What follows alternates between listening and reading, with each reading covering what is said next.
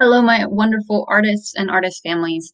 Today we are working on the theme of gratitude. We're working off of the book Thankful by Todd Parr. If you haven't watched Miss Sullivan read that book yet, go over to her video on YouTube or on this website and read that. Um, it's a book that talks about ways that people feel thankful and what they feel thankful for. And that can be really different. Some people can be really grateful for the library and all the experiences they get there. Other people can be really grateful for bubble baths. So we're going to check in with our bodies today and find out what we feel grateful for.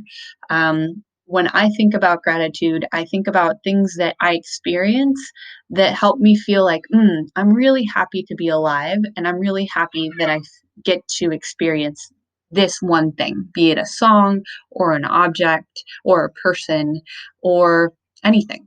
The things you're going to need for this lesson are colors or mark making tools, a surface to draw on, and a figure, a human figure, and something that you feel grateful for. The thing you feel grateful for can be just a memory, or you can go find an object. This is the object that I'll be using. Or a picture, or just bring the person that you feel grateful for into the room with you. For a drawing surface, I'm going to be using my whiteboard, but you can be using the concrete with chalk. You can be using string on a piece of paper that then you can wipe off after you're done, after you've taken a picture of it. It could be just plain paper and markers that you have. For colors, you could use markers, but you could also talk to a grown up and see if you can find food coloring in your kitchen, or maybe some soy sauce or coffee, anything that would add color to a page. So you could even mix some mud with water and paint that way. The opportunities for art are endless. Part of your role as an artist is to see objects that you see every day and find new ways to use them.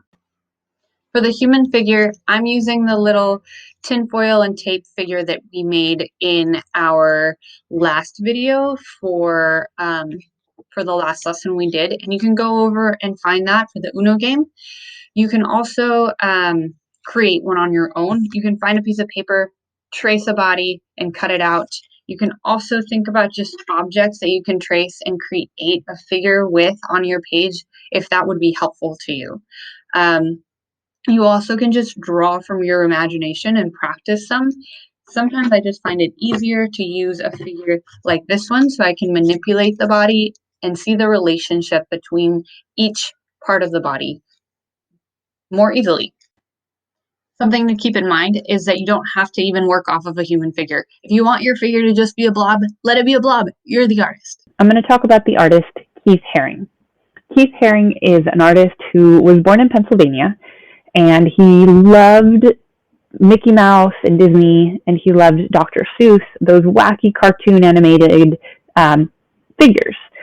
He went to art school in Pennsylvania and hated it, so he dropped out after 2 semesters. He wanted more to be a part of life and activity, so he moved to New York City, where he discovered painting. And it was when he discovered painting that he discovered his big, bold lines and started to spread out and grow as an artist with his creativity. Let's listen to what a newscaster had to say about Keith Haring during his time. Opportunity for Keith Haring is a blank advertising poster. Using a piece of chalk, the young man from Kutztown, Pennsylvania, draws a picture, a cartoon-like drawing, which he finishes in a minute or two, and then moves on. He may do as many as 30 such drawings in a day, all different, but all the same in certain ways. He puts them down here so that millions can see them, and millions do. It was made for lots of people, and you don't have to know anything about art to appreciate it or to look at it. There aren't any hidden secrets or things that you're supposed to understand. He's done murals like this one on the Bowery. And you'll often find Haring working on paintings that look for all the world like those subway drawings. This big one, for all its size, only took him a couple of hours to do. Here, too, he works fast. I think it's more important to make a lot of different things and keep coming up with new images and things that were never made before than to do one thing and do it well. They come out fast, but I mean, it's a fast world.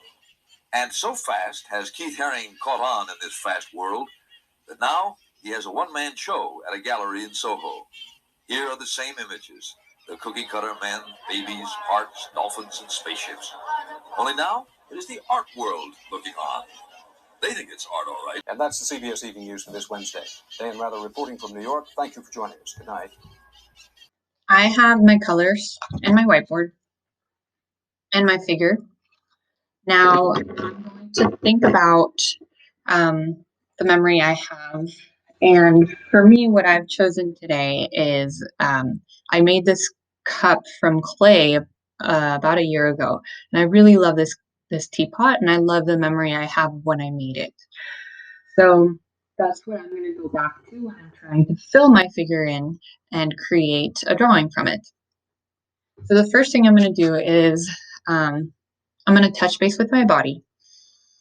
We've talked about breathing and not raising our shoulders when we breathe, but expanding like a big cylinder when we breathe. So I'm going to breathe and remember what it felt like to make that cup. I made it with my best friend, and it was a really nice November day. And I'm thinking about what it feels like to remember that. And that memory, how does it make my body shape into? So then when I have that shape in my mind, I'm going to shape my figure into that shape. So with this exercise, we want to try to avoid crossing the limbs because that makes it really hard to draw this onto your page. So I'm going to think about trying to keep the limbs not crossing the body, but keeping them away from it. So once you have kind of the general shape of what you kind of felt like, you're going to choose one color, put it on your surface, and you're going to trace it. For mine, I have a lot of hair that I made with this figure with the tape. So I'm going to move it up. If you didn't have any hair, don't worry about it. You can also add hair later. But I'm going to trace it. When I'm tracing, I want to make sure that my marker is straight up and down. Because if I tilt it, I'll show you in a minute. If I tilt my marker, I want to go all the way around, and I can correct this afterwards. So that actually captures the shape of my body. But if I tilt it in, I'm going to have really a thin body or an inconsistent body if I go this way. So do you see how thin that arm is versus that arm? We want to make sure to keep our marker straight up and down and avoid going side to side. When I have my figure drawn on there and traced over there with the general shape of my body, I'm going to go back to those feelings I had and think about the colors that would represent them. If I go back to Keith Haring, he used a lot of bold line and bold colors. He loved using bright oranges and bright reds and bright blues because those are the colors that caught his eye. For you, would you like more subtle colors or more vibrant colors? And then what do you have to work with? When I think about my memory with making the cup that I made, I feel it kind of like a warm fire in my belly that's kind of like a round, warm feeling. But that's for me today. If I think about this memory another day, maybe I'll get another sensation or another image. Start with only one color and then keep adding from there. I can also think about what is coming out of my body when I'm feeling this. Because often my emotions feel like waves or like energy leaving my body. So maybe here I feel like this circular motion coming around me. I can fill my whole page and do as much or as little coloring as I want in there. If this were on a flat surface, I would probably use string too to add texture to my drawing. And because it's an easy way to draw and then destroy my drawing and then draw it again. When I have this, I can take a picture of it if it's on a surface like a whiteboard or concrete that would get erased eventually. So I can take a picture and keep it. This is one emotion. This is my emotion when I think about a memory that makes me feel thankful. What would happen if you try this again, but with a different emotion? And our emotions can vary so widely. So what happens if you're feeling really frustrated and you want to express that? How would your figure feel frustrated? What kind of gestures or shapes would your body take?